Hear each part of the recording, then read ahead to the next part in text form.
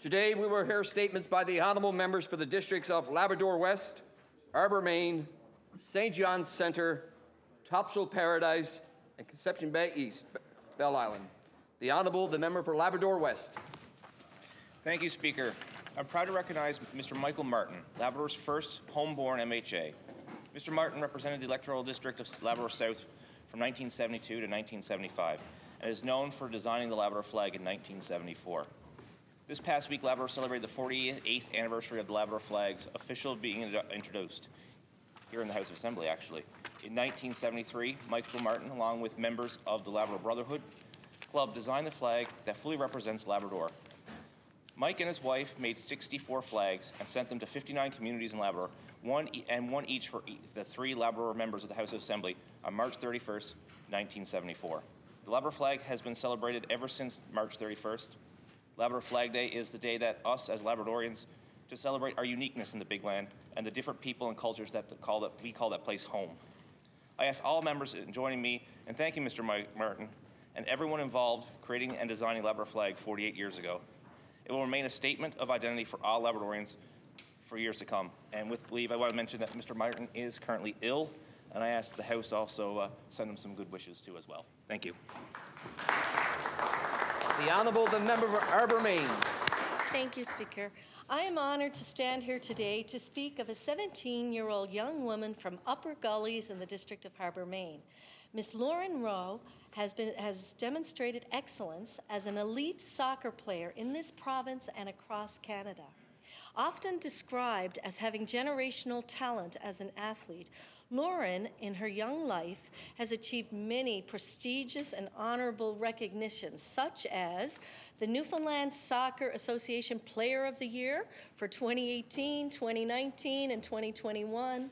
Lauren played with the Jubilee Cup League, the top senior women's league in Newfoundland and Labrador, leading the league in goal scoring.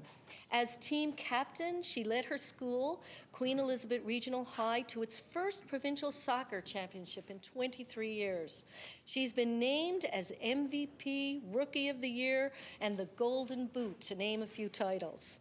Lauren has been chosen as a training player for Canada's national under-20 women's soccer team, vying to qualify for the coveted World Cup in Costa Rica this August.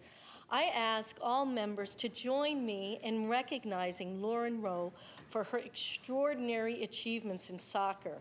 This young woman is a star athlete for all Newfoundland and Labradorians to watch and be proud of. Thank you. The Honourable, the member for St. John's Centre. Thank you, Speaker.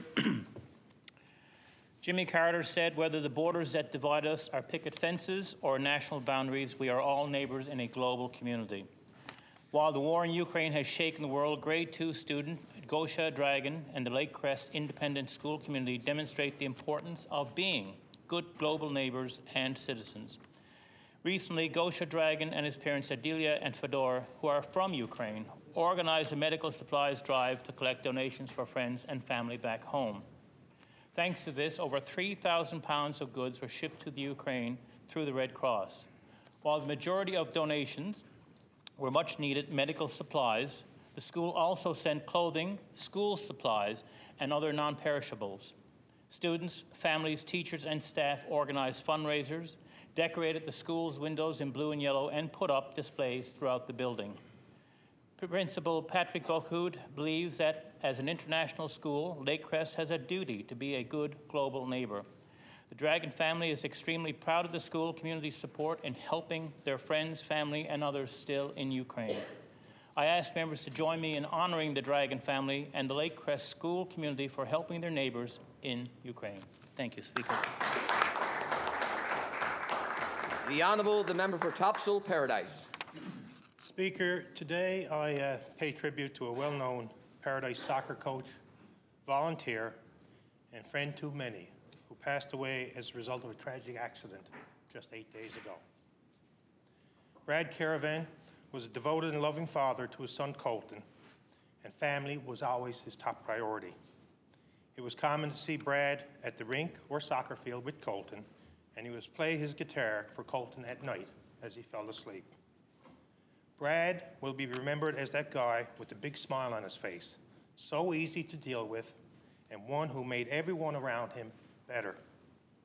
He loved a good party and was nicknamed Chili Man because he always brought a big pot of chili to gatherings. Whatever he took on, he did so with passion and energy to see it through, volunteering and participating in many activities in Paradise and throughout the community.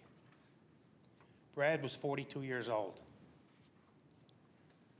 Someone once told me, life is not measured in the number of years, but in how you live those years. Brad made the most of his years. My thoughts and prayers go out to Dwan, Colton, Barbara, Alice, Janine, Joey, and Leela, and his family. Although the song is ended, the melody lives on. Thank you. The Honourable, the member for Conception Bay East, Bell Island. Thank you, Speaker. I stand to recognize a family man, exceptional physician, community leader, and dedicated volunteer for my district. I speak of the late Dr. Walter Tucker. Walter spent over 4 decades caring for the residents of Bell Island, while becoming a community leader with a number of organizations and served as the community's mayor. Whether inside the clinic or at a town event, he served his beloved community in every way. The residents of Bell Island treasured their long-term doctor who did it all, from delivering babies, making house calls, treating everything from colds to complicated illnesses. But most of all, he was there to simply lend a confident and comforting ear. Walter, in his quiet way, was happiest when he was helping people.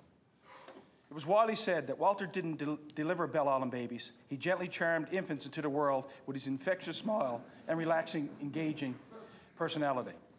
Even after leaving Bell Island to live next to Clove Valley Golf Course to take up his second passion of playing golf, Walter continued to travel to Bell Island daily to ensure residents of the island received quality health care. I ask all members of this House to join me in passing on our condolences to his wife Marion and family. Rest in peace, my friend.